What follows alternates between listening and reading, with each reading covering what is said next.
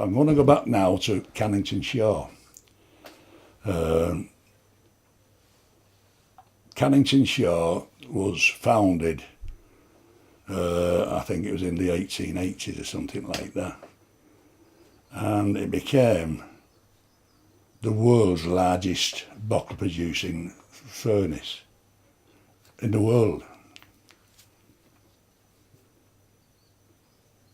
I never actually worked in it, like, because it was long redundant. But another glassworks in the town was Nuttall Dixon, up at Ravenhead, which later became UGB, and I'll explain about that in a moment.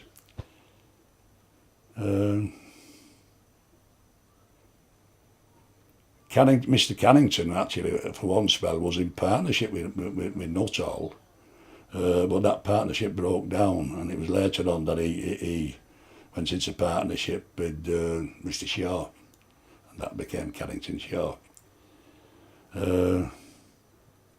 And how they used to make them at one time, the bottles and so on, was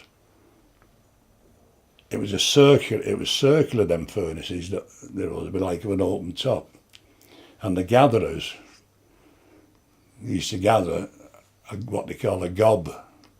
You used to have an iron bar, go into the glory hole, get glass on the end, go on, keep rolling it, and there'd be lads sat down like that with a mould in front of us, in front of them, and it was open like that, and they come along with the gob, put it inside there like that. If you could just, when you do showing it, just do it a bit higher. Yeah. Okay. And they'd put the gob in the mould, they'd slam the mould shut, and the bloke would blow down, and he'd blow the gob into the shape of a bottle. Later on, they used compressed air. They did have technology, and it was only minor technology that, but it made a lot of difference. Now they had loads of blokes doing, like 6 or dozen men sat down doing that. But what revolutionised the glass industry was when a fully automatic bottle machine came from America, of Owens of Illinois, and nothing was touched by hand with that. And I explained a little bit about how it operated. Now at Ravenhead, they had 5 Owens, 8 shop had three Owens machines, and 5 shop had 2. Now they could make about 30 pint milk bottles a minute, about 30, that pushing it 28, 30.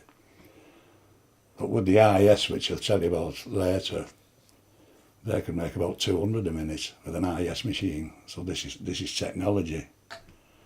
As I'm saying, it was hard work on the Owens machines. The metal plates, what they call the platform, I got a beautiful pair of commando sole boots, and I was wondering why, just when I was a young fella, why all the old hands wore clogs. And I got these lovely boots this day, and it was that hot, it stuck to the floor. It was a metal floor, and one of the best things I ever saw was there was an elderly gentleman there, and he was an operator, and his son worked there as well, and he became a foreman, and both names was Si Glover. Now old Si, he's like a boiled egg, because we used to keep the blanks hot before you put them on. You had an oven. But what he'd do, he'd get his old tea can, fill it with water and drop an egg in it. But he dropped his egg this day on platform, and it fried up decking. It was that hot. He was a character outside. And I'm telling stories out to school now. I used to let him go and have his break, and he used to have 20 minutes, half an hour supposed to have. He'd have hour and a half, 2 hours. I think he used to fall asleep. And we had no shower facilities. They had washing facilities over in the toilets, and it was like an iron trough. But David was very, very adaptable. I could adapt things. Because we had a cabin, that's where we used to go for our lunch, near number 1 machine in 8 shop. And when they had a sink in there, when you had a wash, you never cold water, you couldn't drink, it was always hot. And I thought, well, I can do something with that. Anyway, you know these catering pea tins about that big? I got one of them, and I got a 6-inch nail and knocked holes all at the bottom of it. And on the window ledge inside, I knocked a piece of wood sticking out, an arm, a piece of wire to the tin, hung it on that, and put the hose pipe from the tap in this tin, and had a shower with this water. Unfortunately, the cabin was about that deep in water, because it was getting nowhere. It's finished up with knocking the hole through it, where all sort of water could get away. And that's how we used to have a shower. Dickie Sarbuts, he used to have a wash, get some milk bottles, fill them full of water, leave them near the machine, these get warm, and they'd tip a milk bottle on its side and have a wash that way. But came the day when all that was to end at Ravenhead. I was ready for going on night turn, and the works van came and said, don't come on night turn tonight. He said, the crown has collapsed.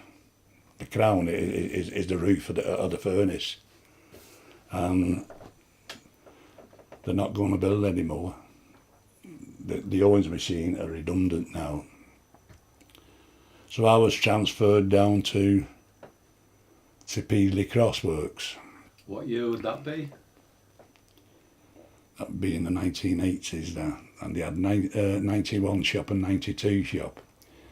91 shop was up and running, and we were learning on that with other operators.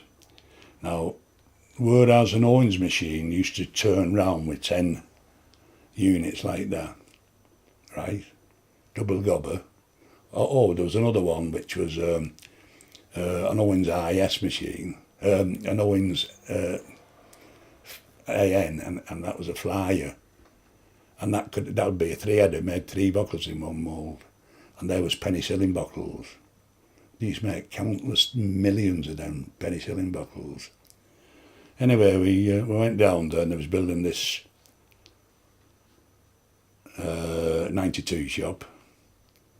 And there was some funny things that went on in there. There was one chap there, he was renowned for it, and they was putting new electric cables in, copper, and this bloke was shoving them through this hole. He had a big roll of this wire, big, massive it was, and he's feeding it through this hole, and then it disappeared, and he come back up, he's scratching his head like that, and he's shoving it down again. And he'd go down again, he comes back up. He said, I can't wear this up, me. He said, I'm sure it's a sense about 20 yards down there like that. He said, there's no there. What was it? It was Elwood MacDonald. He was down there with an axe on as he was shoving it through. He was going through and he was checking and weighing it in, like, you know. And another one was a funny one. What they had feeders with IS machines. Now the feeder, it was overhead of you, right? And that's where the gobs dropped out. And that was controlled by gas and air and so on. And what was there was manifolds. And now a manifold, it was like a plasticky paper. And you just undid it, if it blew. Put another manifold in the plastic thing, paper thing, and screw it back up like that. And this there is a coloured gentleman. He's up a ladder there, because everything was painted in silver coloured. And he's up this ladder. Now all of a sudden, one goes off. Bang! And it was like a cannon going off when they went. You've never seen a bloke come down a ladder as quick as in life. And he's there, oh, what was that, man? What was that, man? Oh, yeah, it's all right, it's manifold. Oh. Anyway, it's all right, I'll switch everything off, change the manifold, like, you know, put it back on this. I said, you're all right now. Sure, man. I said, "Yeah, sure." I said, yeah. Anyway, up he goes the ladder like that, and he's painting again, and all of a sudden 3 went off. And that last time I ever seen him, all I could see was a trail of paint going down down the side of the layer. That was funny, that was. But, you remember little things like that. The other thing is, believe it or not, you've heard of asbestosis, don't you, haven't you? Yeah. Well, where your glass gobs come out, your gobs of glass, molten glass, that drop in an IS machine, it used to go down chutes, and then someone was bent, and that would be direct, and it was going like trombones like that, going to different units, sending the glass, and they used to come out of an orifice ring. Now, an orifice ring, we used to make those up. You had a refractory with the certain size holes, orifices, for what size gobs you wanted. And we used to lay that in asbestos wool and put it in there. Then we used to put it round the top and put asbestos rope round the top and fit that on with water glass. Right, and you covered in asbestos. Now, where we used to make those up, there used to be a great big box there full of all this asbestos wool. And you should have seen, he was covered, you looked like a snowman when he finished doing it.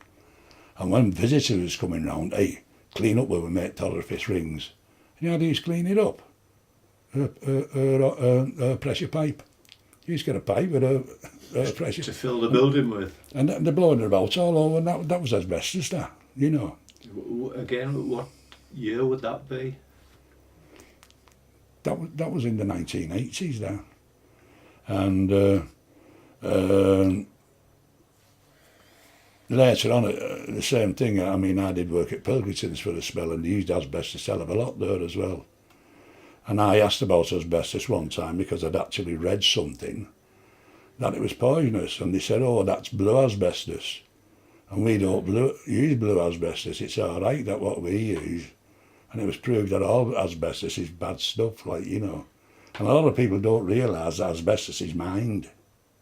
It's mined. It's not a process that they make in a factory, like, you know, they actually mine it, but they can make it into sheets and so on like that.